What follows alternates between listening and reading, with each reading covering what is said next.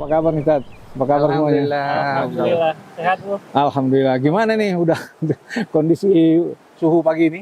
Masya Allah. Dingin, Bu. Dingin ya? Dingin banget, Masya Allah. Iya, ini kopi juga cepat sekali apanya dinginnya. Padahal baru diseduh ini. Masya Langsung Allah. dingin. Iya ya, Masya Allah. Iya. Ya, Tat ya. Dingin ya. Iya Pak, dingin ya, Masya Allah. Iya. Afwan Ustadz, Iya. mohon minta nasihatnya Ustadz. Kami ini terkadang dalam berdakwah, kadang terlalu bersemangat, kadang semangatnya sangat menurun sekali Ustadz. Bagaimana gitu cara untuk memotivasi diri agar tetap terjaga semangatnya, agar tetap istiqomah semangatnya dalam berdakwah Ustadz? Baik, Masya Allah, Masya Allah. Memang kalau pasang surut itu wajar, akhi. Iya. Ada saatnya kita bersemangat, ada di saatnya kita kurang semangat, bahkan mungkin ada saatnya kita kendor. Yang masalahnya sekarang yaitu hanyut di dalam kemunduran. Ini yang nggak boleh. Begitu kita turun, kita surut, kita harus segera sadar dan bangkit. Nah, supaya kita bisa selalu menjaga semangat kita dalam berdakwah ini, banyak caranya. Di antaranya yaitu dengan menyadari keutamaan di dalam berdakwah ini. Rasulullah SAW bersabda dalam hadis yang sahih. Kata Rasulullah SAW, Inna Allaha wa malaikatah wa ahla samawati wal aradin hatta namlah fi juhriha hatta al-hitan fil ma' la yusalluna ala muallimin nas al-khair. Kata Rasulullah SAW, sesungguhnya Allah berselawat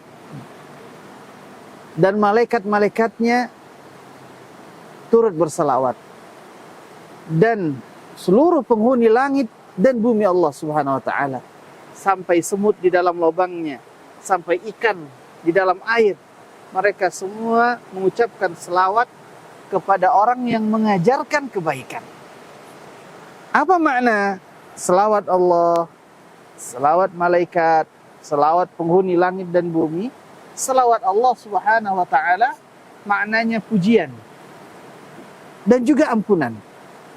Berarti dengan mengajarkan kebaikan kepada orang, Allah akan memuji kita dan Allah mengampunkan dosa-dosa kita. Allahu Akbar.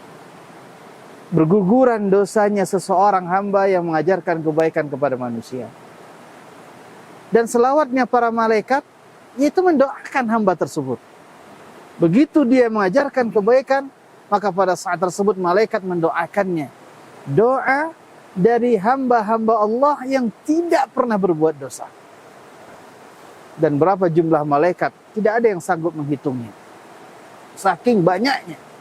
Dalam hadis Rasulullah SAW sebutkan bahwasanya langit tersebut berderak, bergemuruh, dan pantas dia bergemuruh. Karena tidak ada jarak satu jengkal pun di atas langit tersebut kecuali di sana ada malaikat yang meletakkan jidatnya sujud kepada Allah Subhanahu wa taala. Berapa luasnya langit, berapa banyaknya jumlah malaikat. Allah berfirman, "Wa ma ya'lamu junuda rabbika illahu." Gak ada yang tahu berapa jumlah bala tentara Allah Subhanahu wa taala kecuali hanya Allah Subhanahu wa taala. Begitu banyak yang berselawat mendoakan kebaikan agar dosa-dosa kita diampunkan. Dan penghuni langit dan penghuni bumi, sampai semut di dalam lubangnya, sampai ikan di dalam air, semuanya mendoakan orang yang mengajarkan kebaikan. La yusalluna ala muallimin nasil khair. Mereka berselawat kepada orang yang mengajarkan kebaikan. Maka bayangkanlah begitu mulianya kedudukan seorang hamba yang mengajarkan kebaikan. Nah, tentu sebagian kita ada yang mungkin tidak bisa mengajarkan kebaikan karena keterbatasannya. Maka setidak-tidaknya dia membantu orang yang mengajarkan kebaikan. Membantu suasana Sehingga terwujudlah proses mengajarkan kebaikan ini. Nah, orang yang membantu tersebut pahalanya sama. Dalam agama kita ada kaidah al-mutasabbib kal mubashir. Seorang penyebab seperti orang yang melakukannya. Maka ini adalah pahala.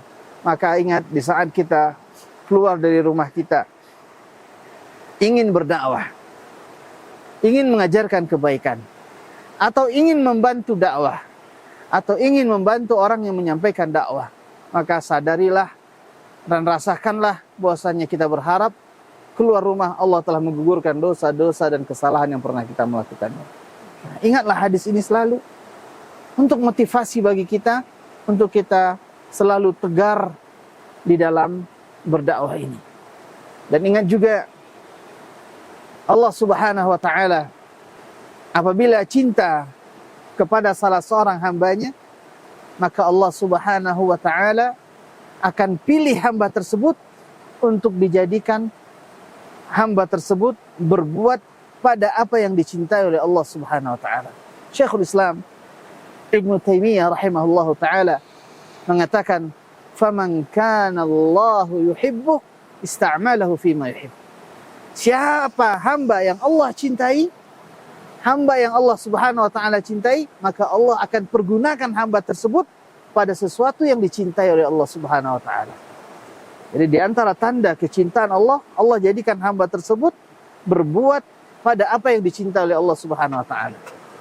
Allah apabila ingin memuliakan hambanya, ingin mengangkat derajatnya, ingin mengampunkan dosa-dosa dan kesalahannya, maka Allah jadikan hamba tersebut seseorang yang membantu pada perbuatan-perbuatan atau amalan-amalan yang dicintai oleh Allah Subhanahu wa taala pula.